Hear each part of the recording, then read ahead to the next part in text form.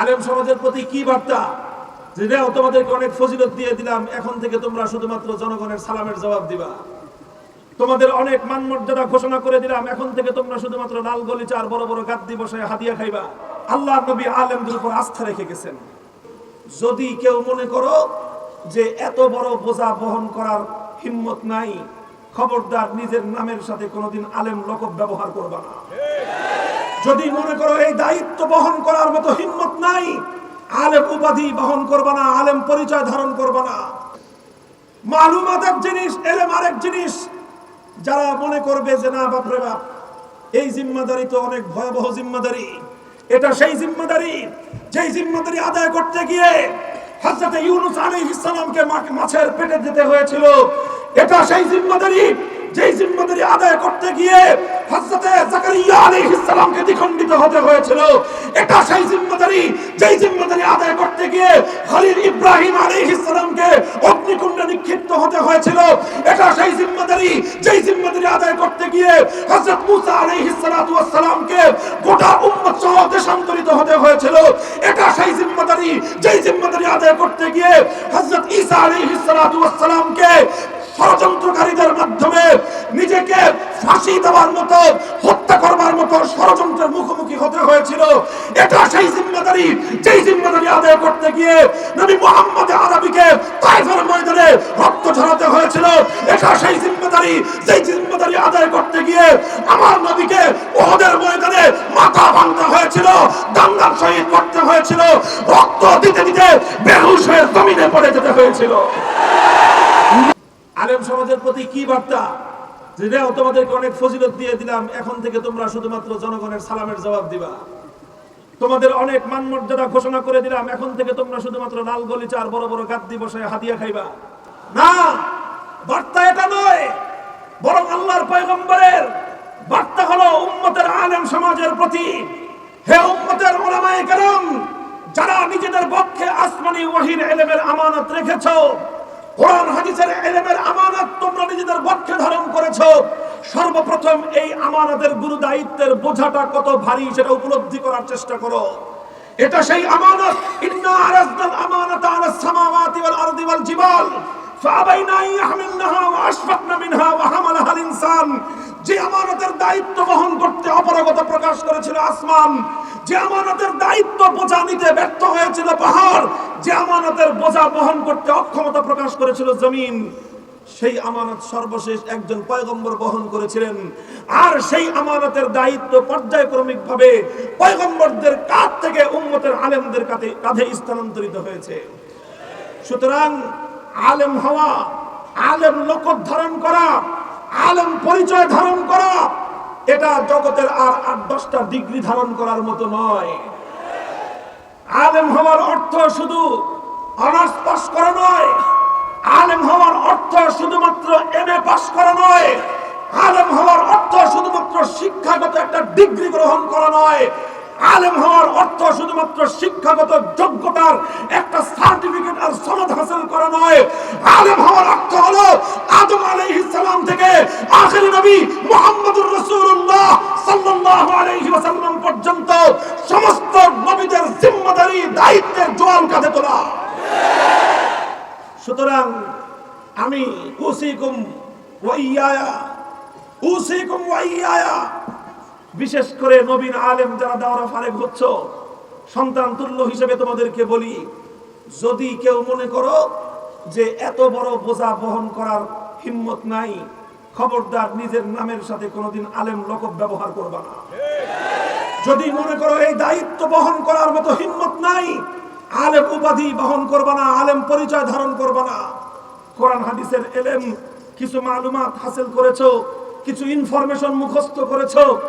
Information এক জিনিস, knowledge ভিন্ন জিনিস। ইনফরমেশন এক জিনিস, নলেজ ভিন্ন জিনিস। মালুমাত এক জিনিস, ইলম আরেক জিনিস। মালুমাত এক জিনিস, ইলম আরেক জিনিস। যারা মনে করবে যে না বাপরে বাপ, এই জিম্মাদারি তো অনেক ভয়াবহ জিম্মাদারি, এটা সেই জিম্মাদারি যেই জিম্মাদারি আদায় করতে গিয়ে হযরত ইউনূস আলাইহিস সালামকে মাছের পেটে যেতে হয়েছিল, এটা সেই জিম্মাদারি যেই জিম্মাদারি আদায় করতে গিয়ে হযরত জাকারিয়া আলাইহিস সালামকে দ্বিখণ্ডিত হতে হয়েছিল। এটা সেই জিম্মাদারি যেই জিম্মাদারি আদায় করতে গিয়ে খলিল ইব্রাহিম আলাইহিস সালামকে অগ্নিকুণ্ডে নিক্ষিপ্ত হতে হয়েছিল। এটা সেই জিম্মাদারি যেই জিম্মাদারি আদায় করতে গিয়ে হযরত মুসা আলাইহিস সালাতু ওয়াস সালামকে গোটা উম্মত সহ দেশান্তরিত হতে হয়েছিল। এটা সেই জিম্মাদারি যেই জিম্মাদারি আদায় করতে গিয়ে হযরত ঈসা আলাইহিস সালাতু ওয়াস সালামকে ষড়যন্ত্রকারীদের মাধ্যমে নিজেকে ফাঁসি দেওয়ার মতো, হত্যা করবার মতো ষড়যন্ত্রের মুখোমুখি হতে হয়েছিল। এটা সেই জিম্মাদারি যেই জিম্মাদারি আদায় করতে গিয়ে নবী মুহাম্মদ আরবীকে তায়েফের ময়দানে রক্ত ঝরাতে হয়েছিল। এটা সেই জিম্মাদারি যেই জিম্মাদারি আদায় করতে গিয়ে আমার নবীকে উহুদের ময়দানে মাথা ভাঙতে হয়েছিল, দাঙ্গার শহীদ করতে হয়েছিল, রক্ত দিতে দিতে বেহুশ হয়ে জমিনে পড়ে যেতে হয়েছিল। নারে তাকবীর, আল কোরআনের শত্রুরা হুঁশিয়ার সাবধান, উলামায়ে কেরামের শত্রুরা নারে তাকবীর। উলামায়ে কেরামের শত্রুরা হুঁশিয়ার হওয়ার আগে উলামায়ে কেরাম হুঁশিয়ার হন। আমরা যদি হুঁশিয়ার থাকি ইনশাআল্লাহ আল্লাহর নুসরত আমাদের সাথে থাকবেন। আমাদের শত্রুরা আমাদের একটা বাঁকা পশম সোজা করতে পারবে না। এজন্য বলছি আলেম হওয়ার অর্থ কি আগে বুঝেন। আলেম হওয়ার অর্থ হলো মুহাম্মদ আরবীর সেই দায়িত্ব নিজের কাঁধে তুলে নেওয়া, যে দায়িত্ব পালন করতে গিয়ে তিনি তায়েফের ময়দানে রক্ত দিয়েছিলেন, উহুদের ময়দানে মাথা ভেঙেছিলেন। আলেম হওয়ার অর্থ হলো ঈসা আলাইহিস সালামের উত্তরাধিকারের দায়িত্ব নেওয়া, যে দায়িত্ব পালন করতে গেলে আপনার শত্রু আপনাকে ফাঁসি কাস্টে ঝোলাতে পারে। এটা সেই দায়িত্ব যেই দায়িত্ব পালন করতে গিয়ে মুসা আলাইহিস সালামের বিপক্ষে ফিরআউন তার সমস্ত রাজ্য শক্তি নিয়ে উঠে পড়ে লেগেছিল। এটা সেই দায়িত্ব যেই দায়িত্ব পালন করতে গেলে আপনাকে হযরত জাকারিয়া আলাইহিস সালামের মতো দ্বিখণ্ডিত হওয়ার হওয়া লাগতে পারে। এটা সেই দায়িত্ব যেই দায়িত্ব পালন করতে গিয়ে আপনাকে হযরত খলিল ইব্রাহিম আলাইহিস সালামের মতো আগুনের মধ্যে নিক্ষিপ্ত হওয়া লাগতে পারে। যদি বলেন যে হুজুর ভয় লাগে, যে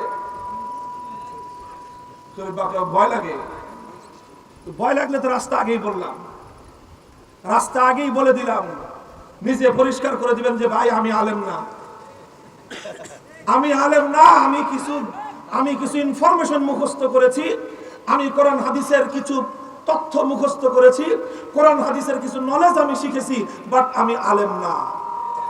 নিজের অবস্থান পরিষ্কার করে দেওয়া উচিত। আল্লাহ পাক উলামায়ে কেরামকে বুঝবার তৌফিক দান করেন।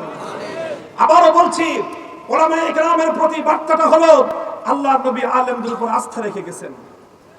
আল উলামা ওয়ারাসাতুল আম্বিয়া, নবীজি আলেমদের উপর আস্থা রেখে গেছেন। আস্থা রেখে উম্মতকে সান্ত্বনার বাণী শুনিয়েছেন, হে আমার উম্মত, তোমরা হতোদ্যম হও না, তোমরা নিরাশ হও না, তোমরা হতাশ হয়ে পড়ো না, কারণ আমরা নবীরা না থাকলে কি হবে, আলেমরা থাকবে। কাজেই আলেমদের দায়িত্ব আর কর্তব্য এর চেয়ে বেশি ভেঙ্গে বোঝানোর কোনো প্রয়োজন নাই। যারা আলেমদের এই অবস্থানটা না বুঝেন তারা আলেমদের সাথে অযথাই বাগড়া বাড়াতে আসেন। ওনারা মনে করে যে আমরা আলেম হয়ে তো বড় মৌজে আছি, আমরা খুব শান্তিতে আছি, খুব আরামায়েশে আছি। আরে ভাই, আলেম হওয়ার এই দায়িত্ববোধ নিয়ে আলেম হওয়াটা এটা এত মজার জিনিস না, এটা এত মজার জিনিস না। আখেরি পয়গাম তোমাদেরকে শুনিয়ে যাই। বুখারী শরীফ সহ সমস্ত হাদিসের কিতাবগুলোর মধ্যে হযরত আমির মুআবিয়া রাদিয়াল্লাহু তাআলা আনহুর একটি বার্তা রয়েছে উম্মতের আলেম সমাজকে লক্ষ্য করে। সেই দীর্ঘ বার্তাটি আর পূর্ণ বলবো না, বর্ণনাটি সমস্ত হাদিসের কিতাবের মধ্যে এসেছে। তিনি মদিনা শরীফে এসে দেখলেন মদিনার মধ্যে একটা শরীয়ত গর্হিত কাজ হচ্ছে, মদিনা শরীফের মধ্যে একটা বেশরীয়তি, একটা নাজায়েজ কাজ হচ্ছে। হযরত মুআবিয়া রাদিয়াল্লাহু তাআলা আনহু মদিনার মধ্যে ওই কাজটা হতে দেখে তিনি ফাকাদ আলা মিম্বারি রাসূলিল্লাহি সাল্লাল্লাহু আলাইহি ওয়াসাল্লাম, আল্লাহর নবীর মিম্বরে বসলেন।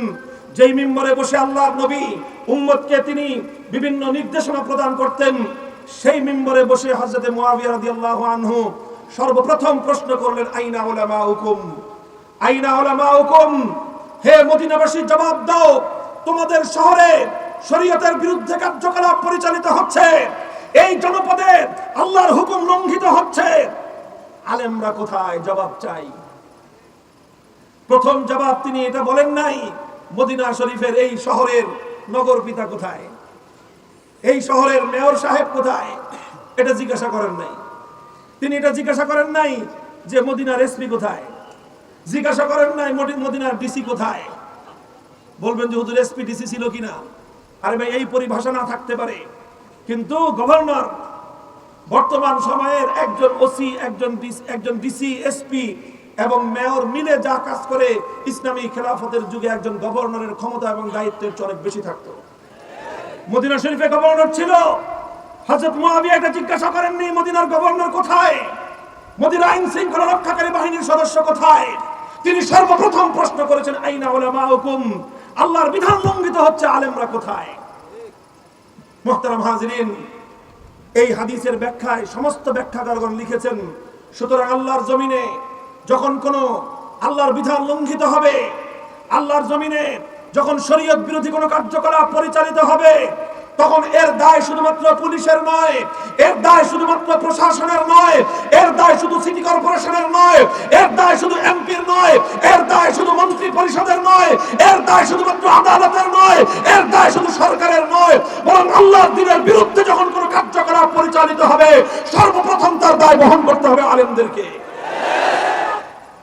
কেন চিৎকার করি আমরা বুঝেন না? চিৎকার না করলে যে কি কি সুবিধা পাওয়া যায় বুঝি সব আমরা। ওই সমস্ত হালুয়া রুটি খাইতে আমাদের কাছে মিষ্টি লাগবে, তিতা লাগবে না, সব জানি, সব বুঝি। এবং এটাও জানি এই তাওহীদের কথা উচ্চ কণ্ঠে উচ্চারণ করার কারণে কারা কারা বিরাগ ভাজন হতে পারে, আর সেই বিরাগ ভাজনদের ক্ষমতার হাত কত লম্বা সব আমাদের অনুভূতির মধ্যে আছে। তবে একটা সবক মুখস্থ করেছি পূর্বসূরীদের কাছ থেকে, শাইখুল হাদিসের কাছ থেকে, জীবনে একটা শিক্ষা, একটা সবক মুখস্থ করেছি, জীবনের পণ করেছি, একজনকে রাজি করব,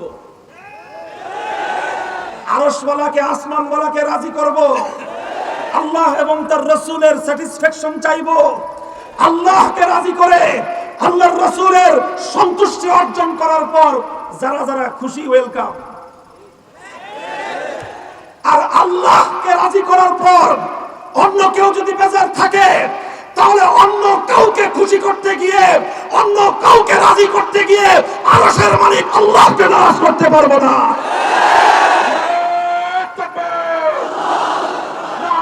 তাকবীর, মামুনুল হক এগিয়ে চলো, আল্লাহ আছে আপনার সাথে, মামুনুল হক এগিয়ে চলো, নারে তাকবীর।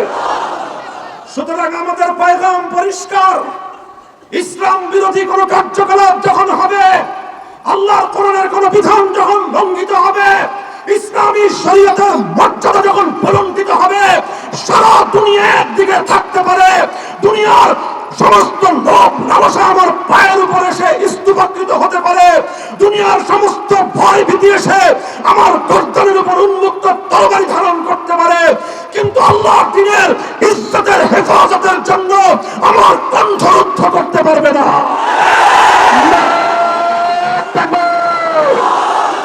নারে তাকবীর, বদরের হাতিয়ার গর্জে উঠুক আরেকবার, উহুদের হাতিয়ার গর্জে উঠুক আরেকবার, সাফার হাতিয়ার গর্জে উঠুক আরেকবার, শাহজালালের হাতিয়ার গর্জে উঠুক আরেকবার। নারে তাকবীর। আখেরি কথা, হযরত মুআবিয়া রাদিয়াল্লাহু তাআলা আনহুর যেই হাদিসটির উদ্ধৃতি দিয়ে হাদিসের শারহীন এবং ব্যাখ্যাকারদের কথাটা আমি আপনাদের সামনে উল্লেখ করলাম, সেখানে শারহীনে হাদিস আরেকটা কথাও লিখেছেন যে উম্মতের আলেমদের জিম্মাদারি সর্বপ্রথম, তারা সর্বপ্রথম মাসউলুন ইনদাল্লাহ, তারা সর্বপ্রথম আল্লাহর কাছে জবাবদিহিতায় বাধ্য থাকবে, এরপরে অন্য যে যা হয় হবে। আমি বলি যে আমাদের উপর আমাদের বিষয়টা এত সহজ না। সাধারণ মানুষ যত সহজে চিন্তা করে, আলেমদের ব্যাপারটা এত সহজ নয়। আমি তো পরিষ্কার ভাষায় বলি যে একজন সাধারণ মানুষ নিজের ব্যক্তিগত আমলের হিসাব যদি আল্লাহর কাছে দিতে পারে, আর হিসাবটা যদি কোনো রকম গ্রহণযোগ্য হয়, পার পেয়ে যাবে। কিন্তু একজন আলেম সে যদি মনে করে শুধুমাত্র নিজের ব্যক্তিগত আমলের হিসাব দিয়ে পার পেয়ে যাবে, তাহলে সে ইলমে দ্বীনের প্রকৃত দায়িত্ব বুঝতেই পারে নাই। আলেমকে শুধু নিজের ব্যক্তিগত দায়িত্ব আমলের হিসাব দিলে চলবে না, তাকে জাতির আমলের হিসাবও দিতে হবে। সহজ ভাষায় বলতে গেলে একটা মসজিদে 500 মুসল্লি আছে, ইমাম কয়জন? একজন ইমাম, 500 মুসল্লি। 500 মুসল্লি প্রত্যেকে যার যার নিজের আমলের হিসাব পরিষ্কার দিতে পারলে তাদের রাস্তা ক্লিয়ার। ইমাম সাহেব যদি মনে করে যে আমিও আমার নিজের হিসাব দিয়ে রাস্তা ক্লিয়ার, বোকার সড়কে বাস করতেছেন। আল ইমামু জামিনুন, আল ইমামু জামিনুন। 500 মুসল্লি ব্যক্তিগত নামাজের হিসাব দিলে পার। ইমাম সাহেব নিজের নামাজের হিসাব, নিজের আমলের হিসাব, 500 মুসল্লির হিসাব যখন ক্লিয়ার করতে পারবে, তারপর রাস্তা পরিষ্কার। কাজেই ইমাম হওয়া মানে হলো শুধুমাত্র আরাম আয়েশের গদি বিছানো নয়। ইমামতের দায়িত্বের অর্থ এটা নয় যে বিশাল সম্মানিত আসন পেয়ে গেলাম। হ্যাঁ, সম্মান আছে, মর্যাদা আছে, তবে তার চেয়ে অনেক বড় বিষয় যেটা, সেটা হলো দায়িত্ববোধ থাকতে হবে। এটাই হলো সমস্যা। এই সমস্যার কারণে আমরা যখন কথা বলি তখন অনেকে মনে করে যে এই হুজুরে কথাটা না বললে সমস্যা কি। আরে সমস্যা তো এই জায়গায়। আর আমার কাছে আরেকটা হিসাব খুব পরিষ্কার। হযরত ওমর ফারুক রাদিয়াল্লাহু তাআলা আনহু, ওনার একটা কথা খুব বেশি জায়গায় জায়গায় উনি বলতেন। যেখানেই ওনার কথার সাথে অন্যের কথা মিলতো না, সেখানে তিনি এসে প্রশ্ন করতেন, আলাসনা আলাল হাক্কি ওয়া হুম আলাল বাতিল, আলাসনা আলাল হাক্কি ওয়া হুম আলাল বাতিল। তাওহীদের পক্ষে কথা বললাম আমি, আর শিরকি সংস্কৃতির পক্ষে কথা বললো ও। তা আমি হকের উপর আর সে বাতিলের উপর, বিষয়টা কি এমন নয়? কথা বলেন। আমি বললাম তাওহীদের পক্ষে কথা, সে বলল শিরকের পক্ষের কথা। তাহলে আমি হকের উপর, সে বাতিলের উপর, ব্যাপারটা কি এমন নয়? না ভিন্ন কিছু হতে পারে? তাহলে আমি হকের উপর, সে হলো বাতিলের উপর। আলাইসা কাতলানা ফিল জান্নাতি ওয়া কাতলাহুম ফিন নার। তাওহীদের পক্ষে থেকে কথা বলতে গিয়ে জীবন গেলে আমি হব শহীদ, আমার স্থান হবে জান্নাত। শিরকের পক্ষে কথা বলতে গিয়ে জীবন গেলে ও হবে জাহান্নামের আর নরকের। কি কোনো সন্দেহ আছে? কোনো সংশয় আছে? তাহলে যদি হিসাব এটাই হয়ে থাকে যে আমার অবস্থান হকের পক্ষে, আমার অবস্থান তাওহীদের পক্ষে, যদি ব্যাপার এমনটাই হয়ে থাকে হকের উপর থেকে তাওহীদের পক্ষে কথা বলে জীবন গেলে যদি আমার ঠিকানা হয় খোদার জান্নাত, আর শিরকের পক্ষে থাকলে যদি হয় বাতিল, বাতিলের উপর থেকে জীবন গেলে যদি তার ঠিকানা হয় জাহান্নাম, ফালামা নুতি হাযিহিদ দানিয়াতা ফি দীনিনা। তাহলে ও যদি নতি স্বীকার করতে না পারে, বাতিলের উপর থেকে জাহান্নামের নিশ্চয়তা নিয়ে সে যদি মাথা নত করতে না পারে, হকের উপর থেকে জান্নাতের সুসংবাদ পাওয়ার পর আমি কেন নতি স্বীকার করব? নারে তাকবীর, সাবিলুল্লাহ সাবিলুল্লাহ, আজিহাদ আজিহাদ, সাবিলুল্লাহ সাবিলুল্লাহ, নারে তাকবীর। সুতরাং নমনীয় যারা হকের উপর থাকে তারা নয়, বরং যে বাতিলের উপর আছে তাকেই নমনীয় হতে হবে। মৃত্যুর পরে যার জন্য জান্নাতের নিশ্চয়তা, সে কেন নমনীয় হবে? মরলে যার জাহান্নামে যাওয়ার আশঙ্কা, তাকেই নমনীয় হতে হবে। হে উম্মতে মুহাম্মাদিয়ার আলেম সমাজ, এভাবে নিজেদের দায়িত্ববোধ থেকে তোমরা গর্জে উঠো। নিজেদের দায়িত্ববোধ থেকে পক্ষের মধ্যে আমানতের জিম্মাদারি অনুভব করো। আর এভাবেই গোটা উম্মতে মুহাম্মাদিয়ার দরদ নিয়ে, জিম্মাদারি নিয়ে ময়দানে অবতীর্ণ হও। ইনশাআল্লাহ চূড়ান্ত বিজয়ের মালা তোমাদের গলায় উঠবে। নারে তাকবীর। বাবুনগরীর হাতিয়ার, মামুনুল হকের হাতিয়ার, নারে তাকবীর। ইনশাআল্লাহ এইভাবে দায়িত্বশীলতার সাথে আমরা আলেম দ্বীন হওয়ার যেই পরিচয়, সেটা ধারণ করব। কি বলেন? যারা নতুন নবীন আলেম তাদেরকে বিশেষ করে বললাম, যারা একটু পুরাতন আলেম, অনেক দিন ধরে দায়িত্ব পালন করতেছেন কিন্তু বুঝতেছেন না যে কি দায়িত্ব পালন করতেছেন, আপনারা আবার সেজদায় সহ দিয়ে দায়িত্ব সোজা করে নেন। আলেম হওয়ার অর্থ এত সহজ কোনো বিষয় নয়। আরে আলেম হওয়ার জন্য, আলেমের এই পরিচয় ধারণ করতে গিয়ে বিগত 1400 বছরের ইতিহাস খুব মসৃণ কোনো ইতিহাস নয়। যুগে যুগে উম্মতের ওলামায়ে কেরামের ইতিহাস তো রয়ে গেছে। আরে 4 ইমামের মধ্যে 3 জন ইমামকেই সময়ের শাসকদের দ্বারা নিগৃহীত হতে হয়েছে। ইমামে আযম আবু হানিফাকে কারান্তরীণ হতে হয়েছে, ষড়যন্ত্রমূলক বিষ প্রয়োগে তাকে শহীদ করা হয়েছে। ইমামে মালিককে নিগৃহীত হতে হয়েছে। ইমামে আহমদ ইবনে হাম্বলকে ব্যত্যাঘাত করতে করতে প্রতিদিন তাকে রক্তারঞ্জিত করা হতো। ইমামে সুফিয়ান সাউরীকে দেশান্তরিত করা হয়েছিল। ইমামে বুখারী রাহমাতুল্লাহি আলাইহি বুখারী শরীফ খতম করে তো বিরিয়ানি খেতেছেন, তাই না? মাশাআল্লাহ, আমিও খেয়ে আসছি। বুখারী শরীফ শুধু বিরিয়ানি খাওয়ার খতম, শুধু বিরিয়ানি খাওয়ার খতম। ইমাম বুখারী রাহমাতুল্লাহ আলাইহির জিন্দেগি কি? ইমামে বুখারী রাহমাতুল্লাহ আলাইহির কাছ থেকে ওনার বুখারী শরীফ পড়বার জন্য 90,000 ছাত্র ওনার দরসে বসতো। 90,000 সরাসরি ইমাম বুখারী থেকে ওনার হাদিসের কিতাব পড়েছে। বিশাল মজমা, আমিরুল মুমিনিন ফিল হাদিস, সারা দুনিয়ার মধ্যে ওনার প্রসিদ্ধি হয়ে গেছে। ওনাকে মুকুটহীন সম্রাট বলা হয়। মাথার মধ্যে কোনো মুকুট না থাকতে পারে, কিন্তু সময়ের শাসকের চেয়ে লক্ষ কোটি গুণ বেশি মর্যাদা ইমাম বুখারীর। 90,000 ছাত্র যার কথা শোনার জন্য অধীর আগ্রহে অপেক্ষা করে, তার চেয়ে বড় সিংহাসন আর রাজত্ব কার হাতে থাকতে পারে? সময়ের শাসকের মনের মধ্যে হিংসার আগুন জ্বলে উঠলো। ক্ষমতা আমার হাতে, রাজ্য আমার হাতে, পুলিশ আমার হাতে, সব আমার হাতে, কিন্তু আমার কথা শোনার জন্য তো এইভাবে 90,000 না 90টা মানুষও আসে না। ইমাম বুখারীর প্রতি তার বিতচ্ছে ঈর্ষাপরায়ণ হয়ে উঠলো। ইমাম বুখারীকে সে অর্ডার করলো, নির্দেশ জারি করলো যে আপনার এই কিতাবটা তো সবাই পড়তেছে, আপনি এক কাজ করবেন, আগামীকালকে থেকে আমার সন্তানরা আপনার কাছে বুখারী শরীফ পড়বে। তো ওরা তো সাধারণ জনগণ মাঠে ময়দানে থাকে, আর মাঠে ময়দানে এসে আপনার কাছে পড়াশোনা করে। যেহেতু রাজপুত্ররা পড়বে, সুতরাং আপনি রাজ দরবারে এসে আমার সন্তানদেরকে পড়ায় দিয়ে যাবেন। শাসক চাইলো ইমাম বুখারীকে তার ঘরের টিউটর বানাইতে। মনে করলো ঘরের টিউটর বানাবে ইমাম বুখারীকে, যে ঘরে এসে পড়ায় দিয়ে যাবে, যাওয়ার সময় হুজুরকে এক কাপ চা হাদিয়া খাওয়ায় দিবে, আর মাস শেষে কিছু বেতন পকেটে ভরে দিবে। তাই তো হুজুরে কিনে ফেললো। ইমাম বুখারী রাহমাতুল্লাহি আলাইহি বললেন, আমার কাছ থেকে হাদিস শিখবে আপনার সন্তান। যদি হাদিস শিখতে হয় তাহলে আমি হাদিস নিয়ে আপনার বাড়িতে যাব না। আপনার সন্তানকে যদি আমার কাছ থেকে হাদিস শিক্ষা অর্জন করতে হয়, 90,000 সাধারণ মানুষের সাথে মাটির উপর আমার সামনে হাঁটু গেড়ে বসে আমার কাছ থেকে হাদিস শিখতে হবে। যদি এইভাবে শিখতে পারে তার জন্য দুয়ার খোলা।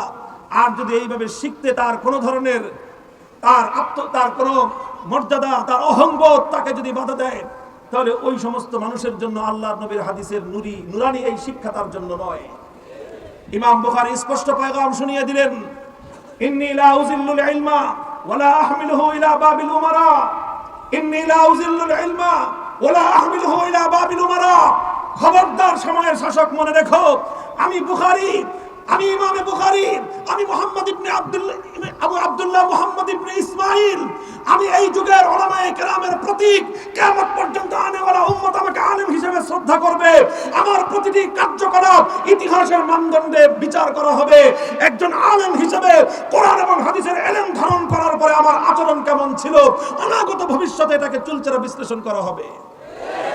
তখন যদি দেখে যে আমি হাদিসের সম্রাট হয়ে দুনিয়ার এই রাজত্বের সম্রাটের সামান্য প্রলোভনের সামনে মাথা নত করে দিয়েছি, অথবা তার সামান্য ভয়ভীতির সামনে আমি আত্মসমর্পণ করেছি, কিয়ামত পর্যন্ত ইলমে দ্বীনের মর্যাদা, উলামায়ে কেরামের চির উন্নত শির, পয়গম্বরের বিরাসতের চির উন্নত শির ধুলোয় ধূসরিত হয়ে যাবে। কাজেই লা উযিল্লুল ইলমা ওয়ালা আহমিলুহু ইলা বাবিল উমারা। ইমাম বুখারী তোমার দরবারে টিউটরি করবে না, তোমার বাড়িতে গিয়ে টিউটরি করবে না। তোমার সন্তানকে যদি শিখতে হয়, আমার দরবারে এসে ধুলার উপর বসে হাঁটু গেড়ে বসে শিখতে হবে। সময়ের শাসক অপমান বোধ করলো, ষড়যন্ত্র শুরু করলো, নানা রকমের ষড়যন্ত্র। আশা করি আপনার মাদ্রাসা এটা কোন জায়গায়, কার কাছ থেকে নিবন্ধন নিছেন, নিবন্ধনের সনদ দেখান। আপনারা যে এখানে কোরআন হাদিস পড়াচ্ছেন, পারমিশন আছে? পারমিশন? আপনি যে 90,000 ছাত্র নিয়ে হাদিস পড়াইতেছেন, কার কাছ থেকে অনুমতি নিছেন? কত রকম কাহিনী শুরু করলো। মুহতারাম হাজিরিন, এগুলো নতুন বক্তব্য নয়, এগুলো নতুন সমস্যা নয়। আর ইমাম বুখারী রাহমাতুল্লাহি আলাইহি 3য় শতাব্দীর প্রথম অর্ধ শতকে, আজ থেকে প্রায় 1250 বছর আগের ইতিহাস বলতেছি, সেই সময়ের মুসলিম শাসক, এটা কোনো বেঈমান কাফের মুশরিক না, সেই সময়ের ইমাম বুখারীর জামানার মুসলিম শাসকের যদি হয় ইমাম বুখারীর মতো মানুষের সাথে এই আচরণ, তো এই যুগের বুখারীর মুহাদ্দিসরা আর কিরকম আচরণ প্রত্যাশা করেন? আপনারা মনে করছেন সবসময় আপনাদের জন্য শুধুমাত্র লাল গালিচা বিছানো থাকবে, আর শুধুমাত্র আপনাদের জন্য সবাই দর্শের পরে হাদিয়া তোহফা নিয়ে মুসাফা করার জন্য লাইন ধরে দাঁড়ায় থাকবে, শুধুমাত্র আপনাদের জন্য ওই লাল গোলাপের পাপড়ি ছিটাই আপনাদেরকে সংবর্ধনা জানানো হবে। হ্যাঁ, ওটাও জানানো হবে, আবার মুদ্রার অপর পিঠে এটাও থাকবে, এটাও থাকবে যদি আপনি হক এবং হাক্কানিয়াতের উপর থেকে থাকেন। এতটাই উত্তক্ত করলো ইমাম বুখারীকে, এতটাই উত্তক্ত করলো ইমাম বুখারীকে, ইমাম বুখারী ওই জায়গায় তিনি তার মাদ্রাসা আর চালাতে পারলেন না। ইমাম বুখারী মাদ্রাসা বন্ধ করে দিলেন, যে ইলমে দ্বীনকে অপমান করব না, মাদ্রাসা বন্ধ হয়ে যাক, মাদ্রাসা বন্ধ হয়ে যাক। আমার ওই মাদ্রাসা চালানো আমার জিম্মাদারি নয়, বরং তার চেয়ে বড় জিম্মাদারি হলো আসমানি ওয়াহির ইলমের গৌরব রক্ষা করা। ইমাম বুখারী বুখারা ছাড়লেন, শহর ছাড়লেন, শহর ছেড়ে চলে গেলেন অজানার পথে। কোন এক গ্রাম, অখ্যাত এক গ্রাম, খারতাং নামক গ্রাম, সেই গ্রামে চলে গেলেন যেখানে কোনো আধুনিক ফ্যাসিলিটিস নাই, সুযোগ সুবিধা নাই, নিভৃত এক পল্লী। এতটাই তিনি সংকীর্ণ হয়েছিলেন, সময়ের শাসকের এই অসদাচরণে ইমাম বুখারী হৃদয়ে এতটাই রক্তক্ষরণ হয়েছিল, আরশের মালিকের দরবারে ফরিয়াদ করলেন, আল্লাহুম্মা ইন্নাল আরদা ক্বাদ দাকাত আলাইয়া বিমা রাহবাত ফাকবিজনি ইলাইক। ওগো আল্লাহ, যেই জামানায়, যেই সময়ে, যেই শাসকের যুগে তোমার নবীর হাদিসের আমানত বক্ষে ধারণ করে এমন নিগৃহীত হতে হয়, এমন জুলুমের শিকার হওয়া লাগে, এই জমিনে আমি আর থাকতে চাই না, তোমার প্রিয় পাত্র হয়ে তোমার কাছে চলে যেতে চাই। আল্লাহ রাব্বুল আলামিন যখন দেখলেন যে ইমাম বুখারী তিনি যতটুকু বুখারী শরীফ পড়ানোর দরকার পড়ানো শেষ, কিয়ামত পর্যন্তের জন্য তার মাধ্যমে ইলম এবং আলেমদের শান মর্যাদা বুলন্দ হয়েছে, আল্লাহ বললেন তোমার আর দুনিয়াতে থাকার দরকার নাই, তুমি আমার কাছে চলে আসো। আল্লাহ পাক রব্বুল আলামিন ইমাম বুখারীকে নিয়ে গেলেন। বুখারীর কবর বুখারায় নয়, বুখারীর কবর সামারকান্দে নয়, বুখারীর কবর বড় কোনো রাজধানীতে নয়, বড় কোনো নামি দামি শহরে নয়, ইমামে বুখারীর কবর হয়েছে সেই খারতাং নামক গ্রামে। ইতিহাস বলে ইমাম বুখারী বুখারা থেকে চলে যাওয়ার কারণে ইমাম বুখারী কলঙ্কিত হননি, বুখারা শহর বঞ্চিত হয়েছে। ইমাম বুখারী শহর ছাড়বার কারণে ইমাম বুখারী বঞ্চিত হননি, বরং ইমাম বুখারীর মতো মানুষকে পক্ষে ধারণ করতে ব্যর্থ হয়ে বুখারা শহর এবং রাজ্য ব্যর্থ হয়েছে। হে উলামায়ে কেরাম, নিজেদেরকে এভাবে গড়ো, এভাবে নিজেদেরকে মুস্তাগনি বানাও। আমি আর তুমি যদি আজ এভাবে আমরা নিজেদেরকে প্রস্তুত করতে পারি, আল্লাহ পাক রব্বুল আলামিন আমাদের থেকে, তোমাদের থেকে ইমাম বুখারীর মতো এত কঠিন পরীক্ষা নেবেন না, এত কঠিন পরীক্ষা নেবেন না। আল্লাহ পাক গায়েবী মদদ নাজিল করবেন ইনশাআল্লাহ। কি হয়েছে? সেই শাসকের নামও আজ ইতিহাসে আছে, ইমাম বুখারীর নামও আজও ইতিহাসে আছে, সেই শাসকের কবরও পৃথিবীতে আছে, ইমামে বুখারীর কবরও পৃথিবীতে টিকে আছে। ইমামে বুখারীকে যখন দাফন করা হলো, আল্লাহ পাক রব্বুল আলামিন সেই কবর থেকে এমন সুবাস ছড়ালেন, সেই সুবাসে মোহিত হয়ে সারা দুনিয়া থেকে মানুষ আজও পর্যন্ত বুখারীর কবরের পাশে ছুটে যায়। মুহতারাম হাজিরিন, এটা হলো ইলম, এবং এটাই হলো ইলমের গৌরব বোধ, এটাই হলো ইলমের আত্মমর্যাদা বোধ। আমি সময়ের আলেমদের কাছে এই একটাই নগণ্য আপনাদের একজন ভাই হিসেবে এই আহ্বানটা করব, ইলম এবং আহলে ইলমদের গৌরব কোনোদিন কোন দুনিয়াদারদের সামনে নত করবেন না, নত করবেন না, বরং নিজে ইলম এবং ইলমে দ্বীনের এই গৌরব, ইলমে দ্বীনের দায়িত্ব মাথা উঁচু করে যতদিন পালন করা যায় মাথা উঁচু করে পালন করবেন। মাথা উঁচু করে যেদিন পালন করতে না পারবেন, সুফিয়ানে সাউরীর সুন্নাত হলো দেশ ছেড়ে চলে যাও, বুখারীর সুন্নাত দেশ ছেড়ে চলে যাও, শাইখুল হিন্দের সুন্নাত হলো মালদার আন্দামান দ্বীপে কারারুদ্ধ হও, শাইখুল ইসলাম হোসেন আহমদ মাদানীর সুন্নাত হলো অন্ধকার কারা প্রকোষ্ঠে নিক্ষিপ্ত হও, শাইখুল হাদিস আল্লামা আজিজুল হকের আদর্শ হলো কারান্তরিত হও।